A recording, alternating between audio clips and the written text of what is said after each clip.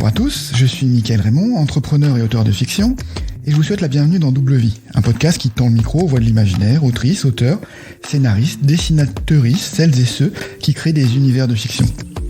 Aujourd'hui, j'accueille Claire Duvivier. Claire a une double vision du monde de la littérature, puisqu'elle était à la fois éditrice et autrice. Cofondatrice de la maison d'édition Asphalt, elle a publié son premier roman Un long voyage en 2020, avant de publier Citadin de demain en 2021, un roman qui s'insère dans un projet de grande ampleur et dont je suis impatient de parler avec elle. Bonjour Claire, bienvenue. Bonjour. Alors Claire, je suis ravi de t'accueillir parce que déjà tu représentes une approche de la fantasy qui n'est pas du tout classique, a un petit côté rafraîchissant, donc ça fait plaisir. Dans ton roman, tu suis un personnage et ce qui est vraiment auquel on peut vraiment s'identifier. Donc j'étais vraiment curieux d'en savoir plus sur ta manière d'aborder la construction de ces romans, comment tu avais eu l'idée de ce personnage. Mais avant d'entrer dans le vif du sujet, j'ai lu une anecdote dans une interview et qui m'a amusé. Alors je sais pas si elle en dit long ou pas sur ton implication dans la maison d'édition, mais tu disais que tu avais appris l'espagnol et notamment que ça t'aidait dans les relations avec les auteurs hispanophones avec lesquels tu dois interagir, pardon. Donc aujourd'hui, tu parles combien de langues? Est-ce que tu as prévu d'en apprendre d'autres pour étendre ta palette de compétences? Alors, je parle très mal espagnol, hein. Je le lis plus que je ne le parle. Je l'ai appris adulte et avec très peu de pratique, en fait. Donc, du coup, je suis une très mauvaise locutrice d'espagnol. Ça fait beaucoup rire mes auteurs en même temps, donc ça permet de briser la glace. Mais sinon, nous, très classiquement, anglais, allemand, et c'est tout. Et encore l'allemand, okay. Voilà, il est peu pratiqué, donc il est en train de s'éteindre doucement, malheureusement. Oui, moi aussi, j'ai tout oublié. Mais c'est vrai qu'apprendre une nouvelle langue quand on est adulte, c'était un beau challenge, donc que je voulais souligner, même si, voilà, comme tu dis, t'es encore au début, mais bravo, quoi. Je voulais justement parler, avant d'attaquer sur tes romans et sur tes textes, commencer par tes débuts dans l'édition, puisque c'est par là que tu es arrivé dans le milieu littéraire. Comment tu es arrivé à co-créer Asphalt avec Estelle Durand? Donc je crois que c'était en 2009. Oui, on a créé l'entreprise en 2009 pour des premières parutions qui ont eu lieu au premier semestre 2010. Alors du coup, ça s'est pas fait complètement comme ça non plus. Avec Estelle, on s'était connus à la fac, en formation pour devenir éditrice, justement. Mais encore avant, moi, j'avais déjà mis un pied dedans par différents stages, comme abouti sur des CDD, des choses comme ça. J'avais mis un pied dans l'édition, mais dans l'édition médicale. Parce que c'est un secteur qui recrutait pas mal, où il était possible de monter sans avoir de connaissances, ce qui est assez appréciable. De connaissances, je veux dire de relations plutôt, on va dire. Après les connaissances, ouais. On les apprend sur place. C'est un milieu qui est très formateur, parce que là, pour le coup, on s'attache vraiment à l'objet livre, à la réalisation de l'objet livre. On n'est pas trop dans des questions de style, de rédaction. On s'adapte vraiment au fond du texte. J'ai appris énormément de choses d'ailleurs, et j'ai vu des images que j'aimerais bien n'avoir jamais vues, notamment d'antisterie, mais et après moi de toute façon j'étais très attirée par le livre, je me voyais bien vraiment travailler dans ce milieu-là, tout en ayant une idée très floue de ce que ça recouvrait, parce que je viens pas du tout d'un milieu qui travaille dans le livre. Donc effectivement, avoir commencé par l'édition médicale, ça m'a fait un peu une première marche. Mais très vite, j'avais envie de m'orienter vers l'édition de littérature. La fiction me manquait beaucoup. Et pour ça, il fallait que je passe par une formation un peu plus standard que l'apprentissage sur le tas. D'où, en fait, j'ai fait une candidature pour rentrer dans une formation. C'est un DESS à l'époque. C'était il y a très longtemps. Je crois que maintenant on parle de master. Enfin bon. Voilà, et en fait, ouais. J'ai rencontré comme ça Estelle. Voilà, du rang, du vivier. On était l'une à côté de l'autre dans l'ordre alphabétique. On a passé l'oral chacune de notre tour. Et du coup, on a commencé chacune de notre côté notre carrière dans le milieu de l'édition. Moi, j'avais décroché un stage chez De Noël, où j'avais travaillé avec Gilles Dumay. Très bonne expérience. Estelle, de son côté, était dans une revue de sciences humaines liée à la fac de Nanterre. Et on a un petit peu avancé comme ça. Moi, j'ai eu la chance de partir en Allemagne pour travailler dans une maison d'édition spécialisée dans la science-fiction. Donc à cette époque, je parlais encore allemand, comme quoi. Et en fait, à mon retour, j'avais un peu l'impression d'avoir fait pas le tour de toutes mes expériences, mais de tourner un peu en rond, parce que finalement, je ne trouvais de place que dans l'édition médicale. Et j'avais un peu de mal à m'installer dans l'édition littéraires, que ce soit la littérature dite blanche ou les littératures de genre, parce que bon, comme chacun sait, les places sont très chères dans ce genre de secteur. Et Estelle était à peu près au même stade, en fait. On était au début de notre carrière, enfin, on était encore des jeunes adultes, on va dire. Et on s'est dit, c'est marrant, on s'était toujours dit, quand on aura 40, 45 ans, de la bouteille, on montrera notre boîte, ça va être formidable et tout. Et on s'est dit, faisons-le maintenant, en fait, parce que on est jeune, on a beaucoup d'énergie, et faisons-le avant d'avoir beaucoup plus d'obligations, une famille, je ne sais pas. Enfin, pour le coup, on a vraiment la possibilité du temps, de l'énergie à consacrer à un projet comme ça. Essayons. Au pire, ça n'aboutit pas et on aura appris des choses quand même. Donc ça s'est fait en 2009. Donc on en parlait depuis 2008. Ça a mis quand même pas mal de temps à se monter. Il a fallu trouver des financements, mettre sur pied un programme éditorial pour les premières années. Donc ça a été des années qui ont passé un peu en éclair, en fait. C'était très chargé comme emploi du temps, et effectivement ça a mené aux premières publications des éditions Asphalt, c'était en mai 2010. Voilà, donc là ça fait 12 ans que ça dure, avec bonheur. Oui, c'est un beau parcours, parce qu'effectivement dans le milieu d'édition, il y a beaucoup de créations, il y a beaucoup de maisons qui disparaissent aussi. Donc 12 ans, c'est déjà, vous êtes déjà des anciens, une ancienne maison d'édition dans ce domaine presque. Ouais, il y a beaucoup de vagues en fait comme ça de création. Je sais que nous en 2010, il y avait pas mal de maisons qui s'étaient créées.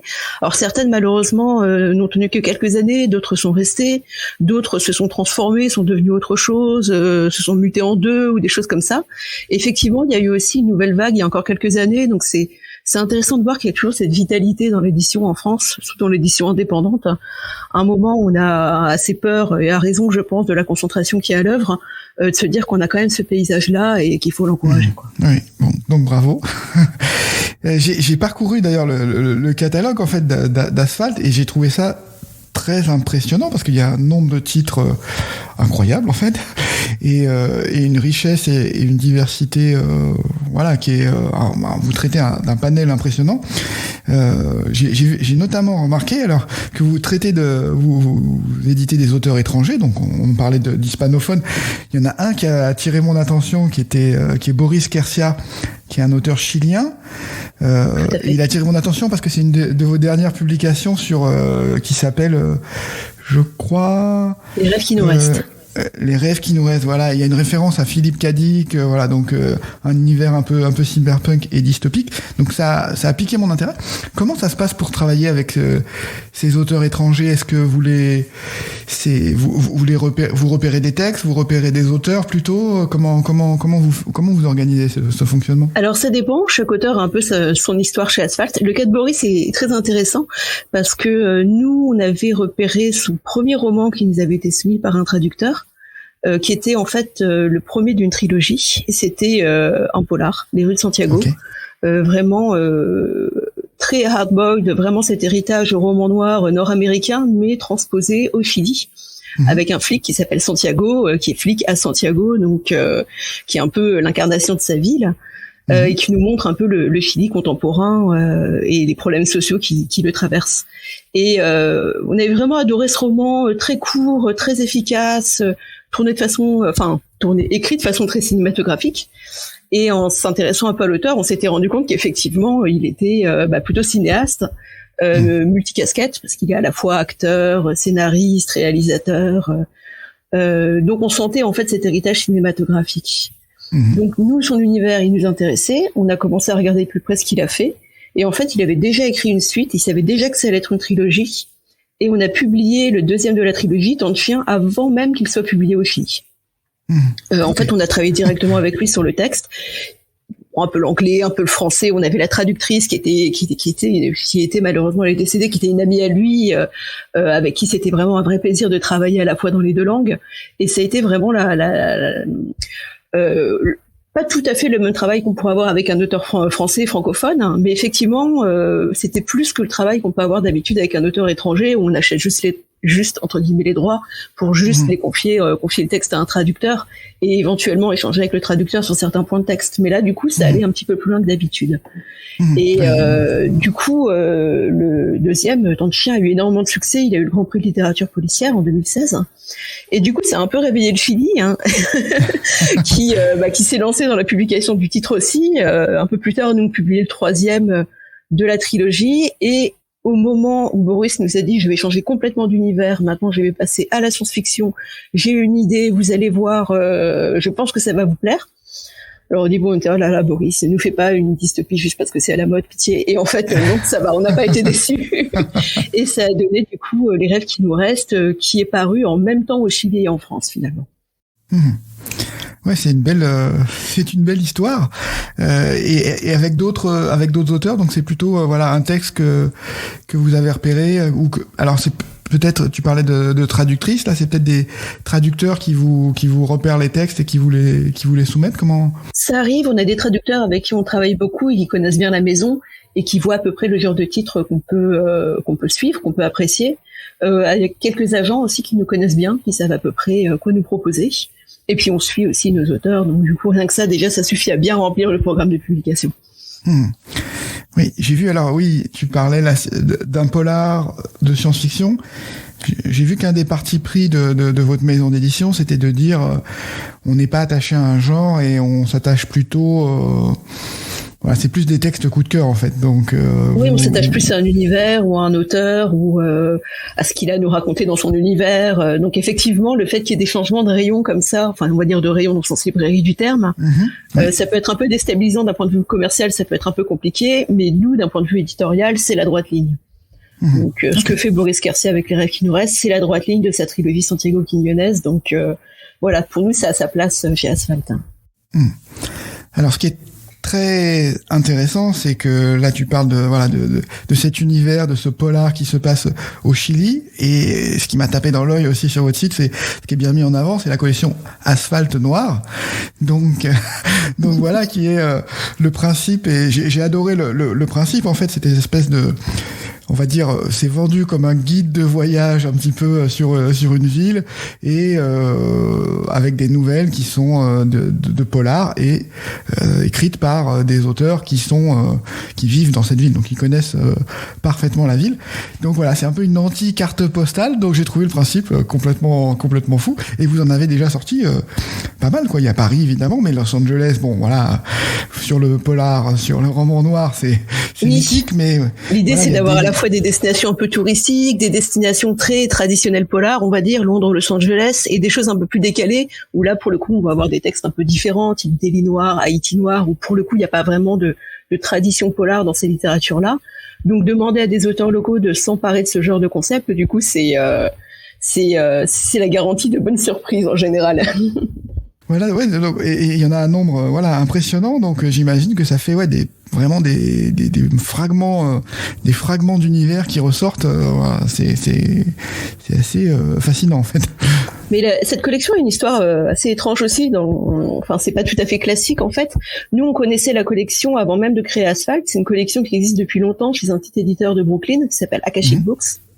Okay. On adorait, on trouvait ça vraiment super comme principe. C'était exactement ce qu'on avait envie de faire à la création d'Asphalt, parce qu'on avait un côté littérature urbaine, parler des villes. Et ils avaient fait un Paris noir, qui était dirigé par Aurélien Masson, qui était à l'époque directeur de collection de la série Noire. On était, mais comment ça se fait que ce recueil écrit par des auteurs français existe aux États-Unis en anglais et pas en France? C'est bizarre. Donc on en a parlé avec Aurélien. Du coup, finalement, ça a été un des premiers livres qu'on a publié chez Asphalt. On a récupéré les textes originaux, on les a publiés en coédition avec la maison d'édition américaine. Et depuis, on a suivi la collection. Alors au début, on reprenait leurs titres, type Londres noir, Los Angeles noir. C'était une façon de marcher un peu dans leur pas. Et au bout d'un moment, on s'est dit, on ferait bien les nôtres quand même. On aimerait bien faire Marseille noir. Ce serait bien de faire Marseille noir. En plus, on avait un directeur d'ouvrage tout trouvé. Il était, ah oui, il faut absolument faire un Marseille noir. Et du coup, on a demandé à l'éditeur américain, est-ce que ça vous dérange si on fait un Marseille noir? Je sais pas si ça vous intéresse. Mais allez-y, et nous, on fera en anglais après. Donc, on a fait Marseille noir. Il a été traduit en anglais. De même, on a fait Bruxelles noir, qui a été dirigé par Michel Dufrane. Et le dernier né, c'est Banlieue parisienne noire, qui était paru en 2019. et qui vient tout juste d'être paru dans sa traduction anglaise aux États-Unis. Donc ce qui était un projet vraiment d'une maison des États-Unis à la base est devenu une coédition un peu plus sur le long terme avec nos propres ajouts. Oui, l'histoire est incroyable. Et du coup, comment ça se passe? Parce que j'ai vu, je voyais sur Los Angeles, je vois le premier auteur, Michael Connelly. Est-ce que ça a été une demande de la maison américaine d'écrire pour ce recueil, ou est-ce qu'ils ont aussi repris des textes qui existaient auparavant et qu'ils ont compilés? Comment ça se passe? Non, c'est toujours des textes originaux qui sont écrits pour le recueil, parce que comme il y a un concept qui est une nouvelle par quartier différent, du coup c'est quand même des textes de commande. Et là, en l'occurrence, à chaque fois, il y a un directeur d'ouvrage qui connaît bien la scène littéraire locale et qui va démarcher les auteurs et leur proposer d'écrire un texte. Donc effectivement, c'était Denise Hamilton pour Los Angeles qui a démarché Michael Connelly en lui demandant, il nous faudrait une nouvelle sur Los Angeles, sur un lieu particulier de Los Angeles. En plus, la nouvelle, elle est sur Mulholland Drive, je crois. Donc c'était parfait. Elle ouvre le recueil de façon assez éclatante.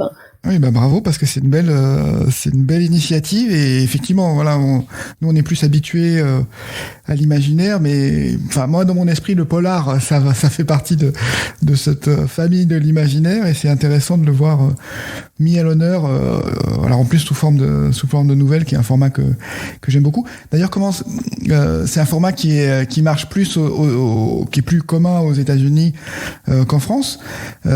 Comment c'est reçu en France? C'est plus pris comme une carte postale et un moyen d'avoir de picorer sur les quartiers, ou comment? C'est notoirement difficile de vendre des nouvelles en France. Alors après, c'est les prophéties autoréalisatrices, c'est toujours un peu compliqué, mais effectivement, on sent bien que ça peut être un peu plus compliqué à défendre en librairie. Moi-même, sur les salons, je vois bien qu'en rencontrant les lecteurs, parfois ça a des nouvelles. C'est compliqué, mais ce qui tient bien dans cette collection, c'est que c'est tenu par le concept de ville, en fait. Ouais. Ce qu'on voit moins qu'un recueil de nouvelles, c'est un recueil sur Los Angeles, sur Marseille, sur Haïti. Donc c'est vraiment le sujet qui l'emporte, en fait, plus que les noms qui vont être présents des auteurs. Même si pour certains d'entre eux, le nom est important. Donc Mexico Noir, par exemple, c'est dirigé par Paco Ignacio Taibo, qui est quand même un très grand nom du polar. Donc du coup, forcément, des connaisseurs du polar mexicain vont aussi le choisir plutôt pour ça. Mais c'est vrai qu'en général, pour tout ce qui est achat spontané sur les salons ou en les voyant sur des tables de librairie, les gens vont plus être attirés par la ville que par tel ou tel auteur. Mais bon, faut toujours trouver des angles d'approche différents pour réussir à faire vivre les recueils de nouvelles. C'est compliqué. Non, mais j'avoue que même d'un point de vue touristique, ça me séduit beaucoup, parce que je me souviens que une des premières fois où je suis allé à San Francisco, par exemple, j'étais j'étais sur les traces des chroniques de San Francisco, donc je recherchais. Alors, il y a certaines adresses qui n'existent pas, mais quand on les tape sur Google Maps, c'est indiqué, en fait, c'est retranscrit sur le lieu qui a inspiré ce lieu de fiction, la connexion entre le lieu de fiction et le lieu réel. Donc je trouve ça assez intéressant de se dire, en plus du guide touristique, de partir aussi avec de la lecture, et puis de se plonger dans l'ambiance, dans les quartiers de la ville. Je trouve ça intéressant. Puis il y a beaucoup de destinations qu'on a envie de visiter, tout simplement parce qu'on a lu un roman qui se passait là-bas et qu'on a aimé, donc forcément on s'adresse plutôt à ce type de voyageurs-là, ouais. Bon, c'est très bien. Alors on va parler un peu maintenant de ton écriture personnelle. Comment t'es arrivé à écrire des romans, en fait? Parce que tu es éditrice, donc tu es habituée à manier les textes, mais c'est pas vraiment le même métier que de se dire je vais passer de l'autre côté. Donc est-ce que tu savais déjà, quand tu as commencé ton travail d'éditrice, que ça te démangeait déjà, ou est-ce que c'est quelque chose qui est venu après, en fait? C'est venu ou revenu après, je dirais. J'écrivais quand j'étais ado, comme plein d'ados, je pense, donc c'était pas forcément sérieux. Et puis c'est vrai que cet attrait pour l'écriture a été remplacé par l'attrait pour le livre en général. Et c'est comme ça qu'effectivement je me suis orientée professionnellement, en fait. Donc en travaillant, en passant en édition littéraire, en travaillant sur les textes des autres, finalement j'ai un peu mis de côté la vérité que j'aurais pu avoir plus jeune d'écrire pour moi, en fait. Et que finalement faire vivre des textes c'était plus important, y compris si c'est pas les miens, en fait. C'était l'aspect du travail qui me plaisait beaucoup, c'était de travailler avec des auteurs pour faire naître des textes, voilà. Même si j'en étais pas l'autrice.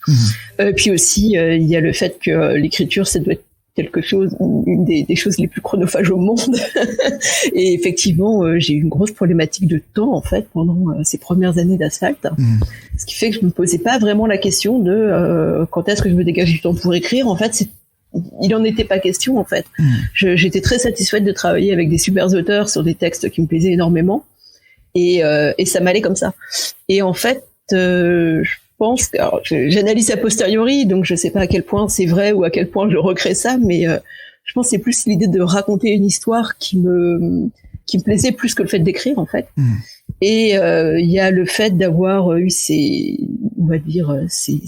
univers qu'on a créés avec Guillaume, mon compagnon Guillaume Chamanagian, avec qui j'écris. Ça nous a incité au bout d'un moment, on avait plus ou moins conceptualisé, on va dire, pour aller très vite, Gemina et De Haven, et l'idée c'était qu'est-ce qu'on va mettre comme histoire dedans en fait. Et c'est un peu comme ça que c'est parti ou reparti en fait.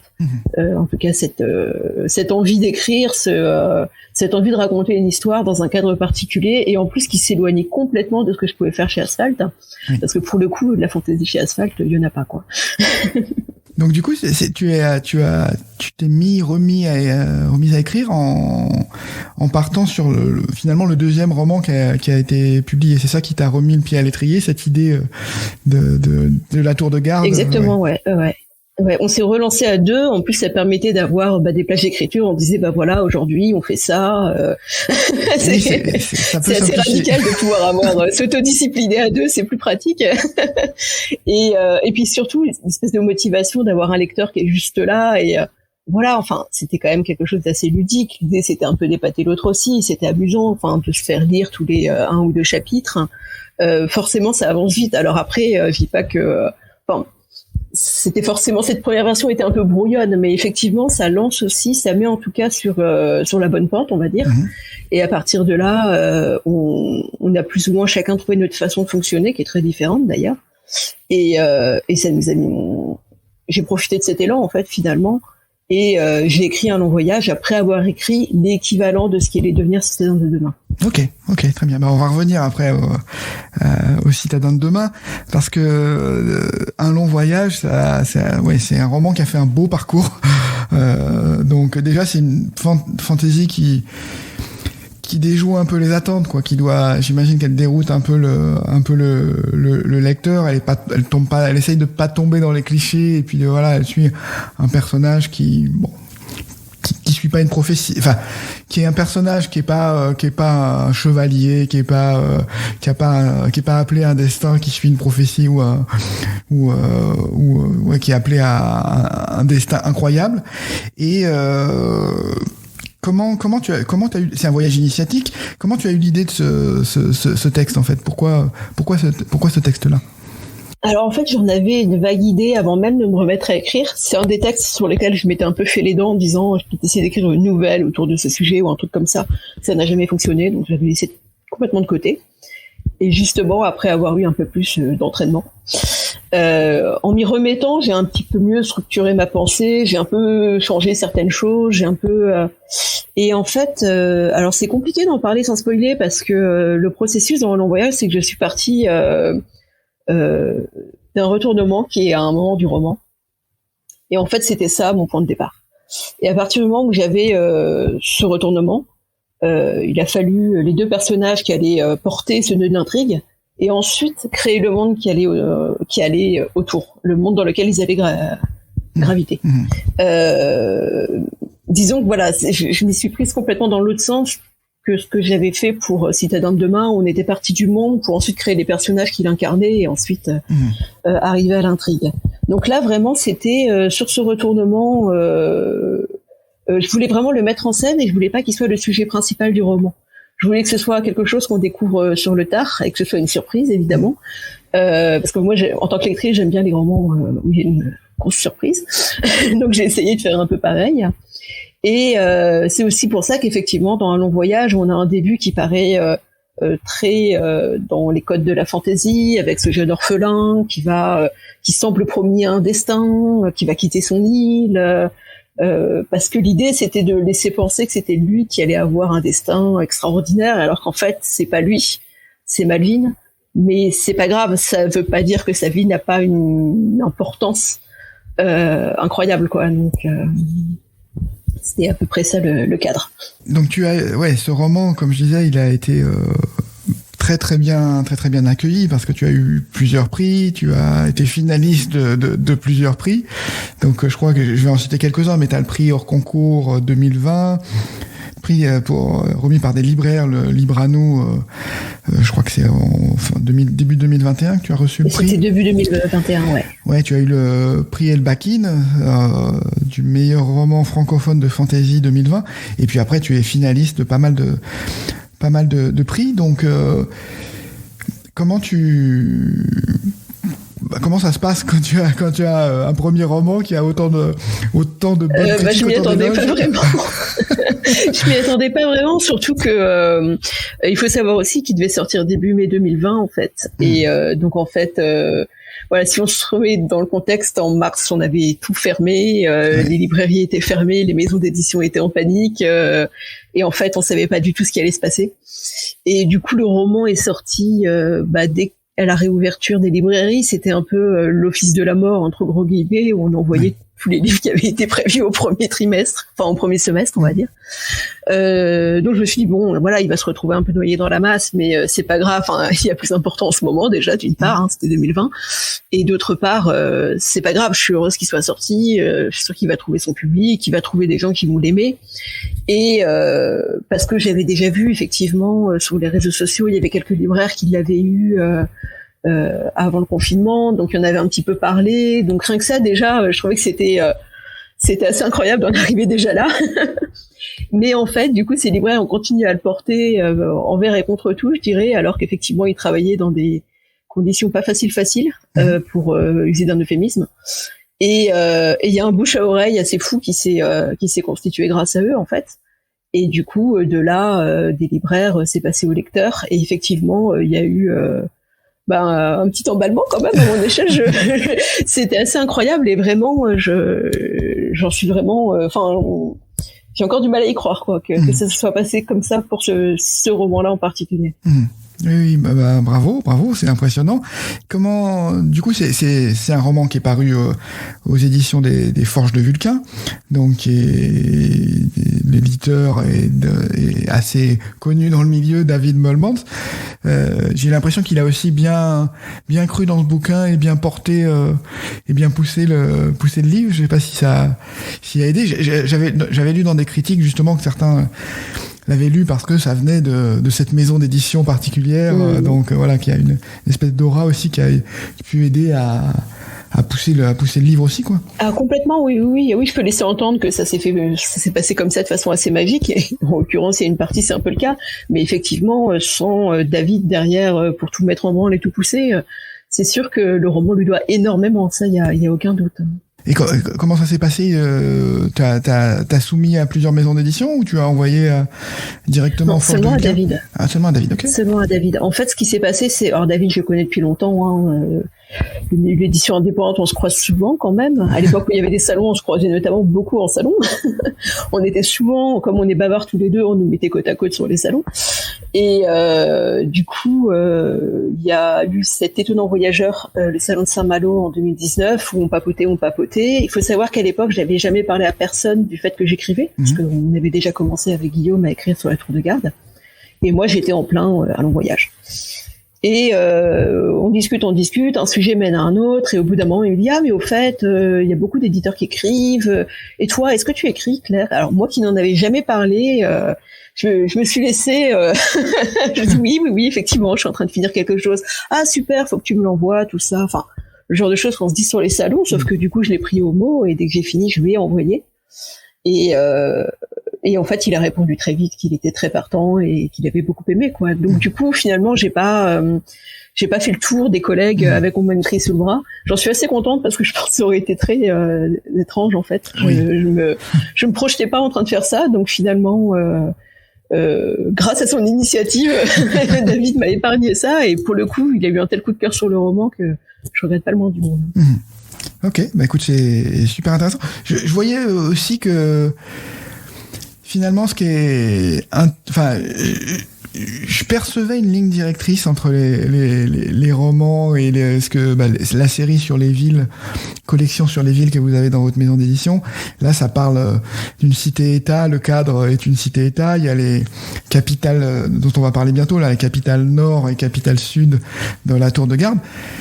J'ai l'impression que tu as presque une fascination pour les villes et que c'est un peu un labo pour toi.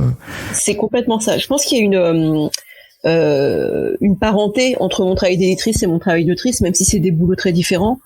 Je pense que pour les thématiques, il y a des choses qui se retrouvent forcément. Après, bon, le catalogue d'Asphalt, il est fait à deux. Il y a aussi la patte d'Estelle, mais Estelle aussi est très attirée par cette littérature des villes, en fait.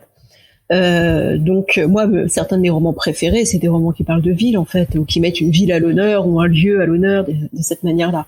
Donc ouais, il y a rien d'étonnant que ça se retrouve dans les deux sphères, on va dire.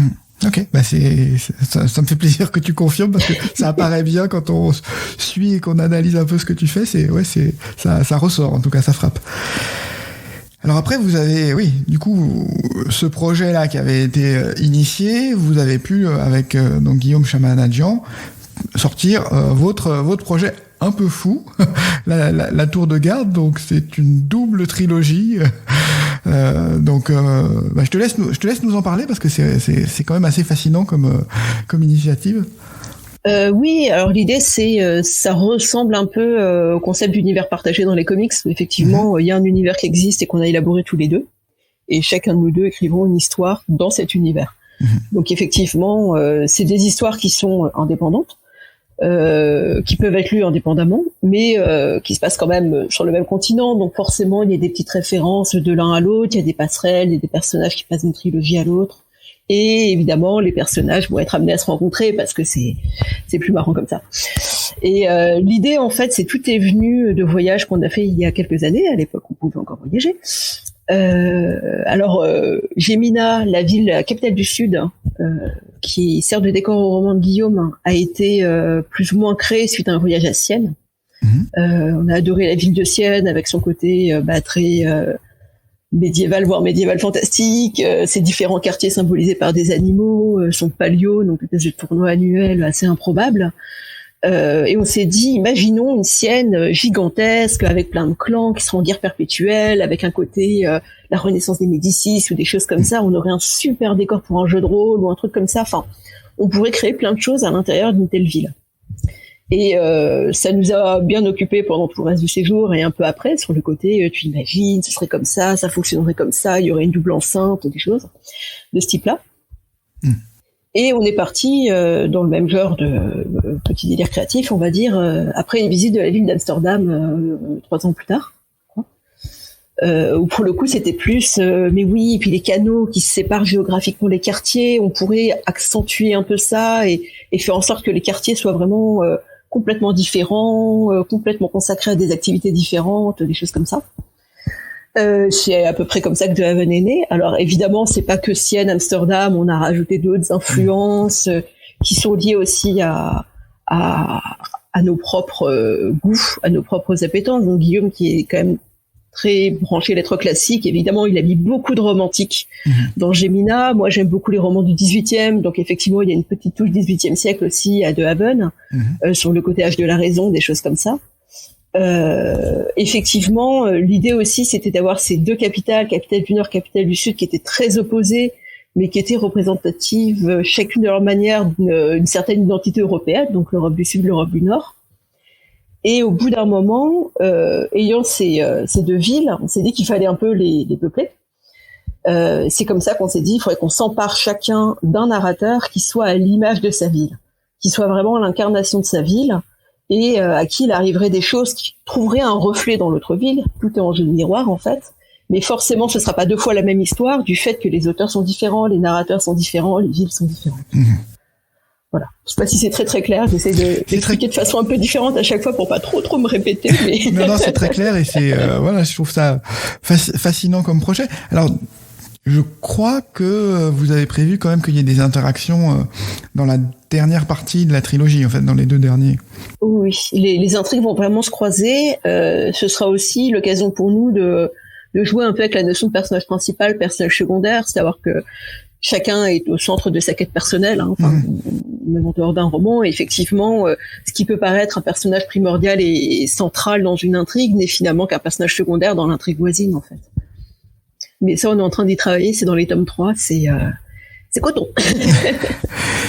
Comment tu convaincs un éditeur de se lancer, parce que j'ai toujours entendu un éditeur, ils aiment bien les one shot, ils aiment pas trop s'engager dans 2 tomes, déjà c'est compliqué, 3 tomes, voilà, donc là 6 tomes. Comment on convainc un éditeur de sortir 6 tomes? On savait pas encore que ce serait 6 tomes, on savait que c'était 2 histoires parallèles, que ça tiendrait certainement pas en 7 tomes, ça c'est sûr, ou alors vraiment énorme. Mais ça n'avait pas encore pris sa forme définitive. Donc, on a fait lire à David tout ce qu'on avait à ce moment-là. Parce que lui, en fait, tout simplement, il a fait comme tout éditeur, une fois qu'on a publié un roman d'un auteur ou d'une autrice, il y a un côté et après, quoi.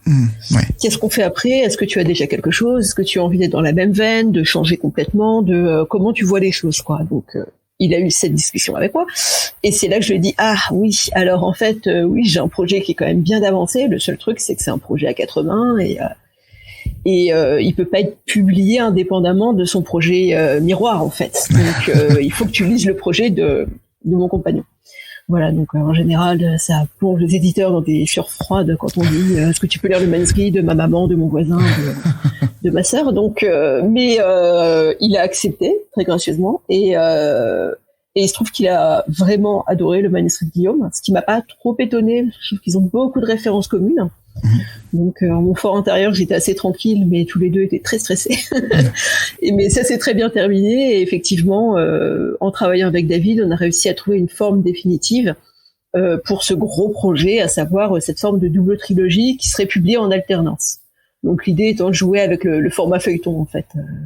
Oui, voilà, moi j'ai découvert effectivement, il y a eu des coups de cœur parce que j'ai découvert le livre de Guillaume qui m'a été poussé par le libraire de mon quartier qui est La Dimension Fantastique. Oui. Avec Julien m'a dit voilà, tu devrais lire ça, je pense que ça peut te plaire. donc voilà comment je l'ai découvert. Donc il y a des coups de cœur, c'est poussé par les libraires, donc c'est intéressant. Donc là vous êtes tu disais au tome 3, vous écrivez le tome 3, vous finissez le tome 3. Donc oui, vous avez là, le tome 2, fini, en fait. c'est quasi fini le tome 2 de Guillaume qui va sortir en avril. Il sort en avril, donc effectivement c'est fini, là on est en train de relire les épreuves. Moi à côté, je suis en train de boucler le tome 2 de Capitale du Nord qui va sortir en octobre. Mais on a déjà des premiers jets pour les tomes 3, donc on sait vaguement où on se dirige. Maintenant, ça va être retravaillé de façon plus précise. Surtout que là, pour le coup, comme les intrigues se croisent vraiment, on doit travailler de façon un peu plus rapprochée, on va dire, quoi. Donc mais c'est intéressant du coup, puis ça change des 2 premiers tomes comme façon de travailler ensemble. C'est plutôt chouette, quoi. Oui, puis vous avez eu le temps de vous faire la main sur les 2 premiers tomes avant de vraiment confronter la collaboration étroite sur le dernier. Donc, ok, c'est super intéressant et surtout, du coup, ça vous a pris. Finalement, ça vous a pris combien de temps en fait pour faire 3 ans du coup pour un par an en fait, un tome par an? Oui, je crois qu'on a commencé au printemps 2018. Donc ça nous a pris tout l'été 2018. Je dirais les tomes 2, l'été 2019. Et effectivement, les tomes 3, ça s'est étalé un peu plus dans le temps. Okay. En fait. Plus ou moins. Ok. Et du coup, est-ce que tu te projettes déjà dans d'autres choses ou est-ce que tu te dis bon je finis déjà J'ai quelques projets à gauche à droite, mais j'avoue que j'essaie de me focaliser sur la fin de la trilogie pour être sûr qu'elle soit vraiment derrière moi et pas de repartir sur un autre projet comme j'avais fait pour un long voyage et ensuite devoir revenir et me replonger dans la tour de garde. Je pense que c'est assez sain d'un certain côté parce qu'on respire, on voit un peu autre chose. Mais après, ça met un peu de temps à se replonger. Donc là, je préférais rester un peu dans mon élan pour aller jusqu'au bout du tome 3. Ok, je comprends. Et du coup, est-ce que tu as... là, c'est le format romanesque, la taille roman. Est-ce que toi, tu as déjà touché... On parlait de nouvelles tout à l'heure. Est-ce que tu as déjà touché au format nouvelle? Est-ce que ça t'intéresse? Je sais qu'il y a beaucoup d'anthologies dans l'imaginaire qui permettent de placer des textes. J'ai publié une nouvelle dans l'anthologie Utopiale. Ah, ok. Chez ActuSF, ils ont eu la gentillesse de me demander une nouvelle pour pour ce recueil. Ça m'a beaucoup plu. J'aimerais bien effectivement. Alors c'était plus en SF cette fois, c'était pas de la fantasy. Effectivement, j'aimerais bien continuer à en écrire. Mais du coup, voilà, j'attends d'avoir vraiment des idées qui me viennent avant d'avoir l'appel à texte en fait plutôt parce que je pense que j'apprendrai à écrire sous la contrainte d'un appel à texte, mais plus tard. Là, j'ai pas trop de temps. Okay. Donc, je profite plutôt, ou alors quand un thème me plaît énormément ou des choses comme ça. Mais pour l'instant, comme je débute un peu en nouvelle, j'aime autant que ça reste une occasion, en fait, quand j'ai une idée en particulier que j'ai envie de développer, et moins une obligation. En fait. Ok. Ce qui est intéressant, on avait évoqué avec Floriane Soulas la SF, elle a obliqué un peu vers le genre de la science-fiction et la hard SF, et on disait que oui, il y avait, c'est un domaine où les femmes osaient pas trop se lancer, avaient l'impression que c'était un peu une chasse gardée masculine, donc voilà, ça fait plaisir de voir que tu as écrit une nouvelle dans ce genre, donc peut-être que tu vas un jour te lancer aussi dans un roman dans ce domaine-là. Peut-être, à voir. Après, j'ai pas vraiment de bagage scientifique, donc je trouve ça un peu audacieux de se lancer dans la SF quand on n'a pas de bagage scientifique, mais bon, après voilà, faut jamais dire jamais, et je pense aussi c'est vraiment pour le coup une littérature d'idées aussi, c'est vraiment trouver l'idée sur laquelle, là je suis encore dans la nouvelle, l'idée sur laquelle le texte va pouvoir être basé, et qu'elle soit solide, qu'elle soit intéressante, et surtout qu'elle ait un débouché narratif intéressant, quoi. Mais j'y pense, en tout cas, j'aimerais bien. Ok, c'est voilà, je vais lire la nouvelle parce que j'ai pas encore lu l'anthologie utopiale, mais ça m'intéresse de voir ce que tu as pu écrire en SF également. Tu as cité, alors juste avant de conclure, tu avais cité le jeu de rôle. Quand tu parlais de Sienne, tu disais là, ça ferait un bel univers de jeu de rôle. Le jeu de rôle est souvent cité comme influence ou comme référence par beaucoup d'auteurs et d'autrices dans l'imaginaire. Est-ce que toi, c'est une influence pour toi aussi? Est-ce que tu joues? Est-ce que peut-être jeu de rôle, jeu vidéo, ouais. Ouais, peut-être plus jeu vidéo. Jeu de rôle en jeu vidéo, j'en fais encore énormément. Mais en jeu de rôle sur table, on va dire, j'en ai fait, mais vraiment seulement en tant que joueuse. C'était Guillaume, le MJ de la petite bande d'amis. Donc c'est plus lui que ça a inspiré, parce que pour le coup il écrivait vraiment ses scénarios au fur et à mesure qu'il les jouait, donc je trouve que ça se voit encore sur sa façon de mener une intrigue. Dans son écriture, ça a une vraie influence. Moi j'étais la joueuse, passive, sans exagérer quoi, mais effectivement j'avais une pratique du jeu de rôle qui était un peu plus distrait-moi MJ. Donc ça m'a inspiré peut-être dans le fait dans le côté collectif d'écrire une histoire, parce que finalement une partie de jeu de rôle réussie c'est aussi ça, c'est même si on suit le scénario du MJ, c'est quand même de l'écriture collaborative d'un récit, quoi. Donc je pense que ça a moins d'influence que ça n'en a eu pour Guillaume, mais effectivement en termes de jeux vidéo aussi, et effectivement souvent on me demande c'est quoi mes références en roman de fantasy. Le fait est que j'en ai lu, j'en ai pas lu tant que ça. Les grandes sagas que tout le monde a lues, je les ai pas lues. Mais par contre, effectivement, moi, mon imaginaire fantasy, plus le substrat fantasy, je le tire de jeux vidéo. Que ce soit depuis les Baldur's Gate, les Dragon Age, les Witcher, c'est des univers que j'aime beaucoup. Oui, donc jeux vidéo plutôt jeu de rôle, quoi. Voilà. Ok.